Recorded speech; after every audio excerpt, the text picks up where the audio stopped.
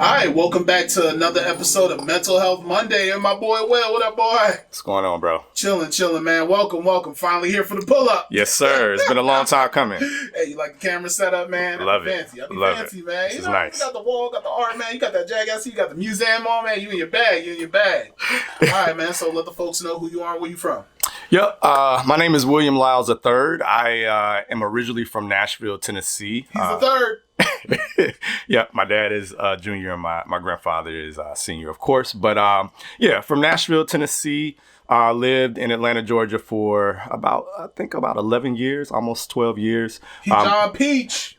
Before moving to D.C. Back in 2016. So I've been here for almost 7 years now. And would you say that you are D.C. chilling? I am D.C. chilling. Okay. Right. So it's been great here. I am in education. I'm a school leader. I've been doing this work for a little over almost 14 years now. So, wow, seems like yesterday that I started in education. But do 14 years fly by in education? Oh my gosh, they go by just like that, bro. But I got into education through Teach for America. So I did my 2-year commitment in Atlanta. At Tri-Cities High School as a special education teacher. So shout out to Tri-Cities, East Point, Georgia, all of my brothers and sisters down there. And I've been doing the work ever since. So, yeah. Okay, so what got you into education?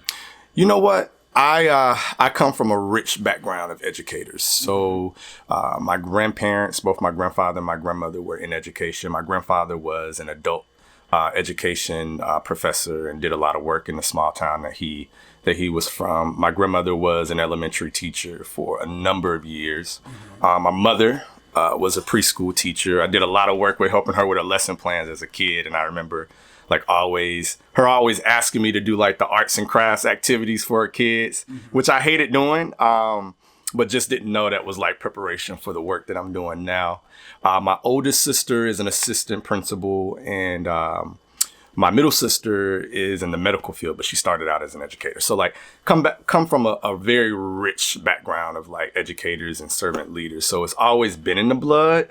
But I think having the opportunity to join Teach for America and really just work with kids that look like me, that have some of the same hopes, dreams, fears as I had, and just providing them with the tools to overcome that is like what really has invested me in the work over these years. And then being able to see the, sorry about that. That's my, No, you good, man. You jazzy, man. That's cool. That's my alarm for work. You in the groove. It's fine. I'm not judging. So yeah, I mean, I think that has been what has kept me doing this work and continues to keep me doing this work, to be able to see the success stories of the kids and the students that I've been able to touch over the years. Okay, so Nashville to Georgia to DC. Yeah.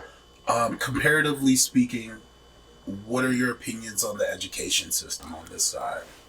Wow. Take your time. That's a very deep question. Take your time. I think we all know historically that like education has not necessarily been kind to the Black community. And I think that's something that I've seen from my educational experience, both as a student and as a professional in Nashville, in Atlanta, and even here in DC. And so, I think comparatively, one of the stark differences between the South and like borderline the North, because I know we're still under the Mason-Dixon line, is the innovation around like reinventing and redefining what education looks like for Black and brown kids and just this generation of kids. I think, and it may just be where I was in my professional walk in education, but I just remember in the South, like it was about doing a job, right? Can you pull in a crowd? Can you basically teach? Are you educated? Do you sound educated? Okay, we're going to put you in a classroom. And you Black.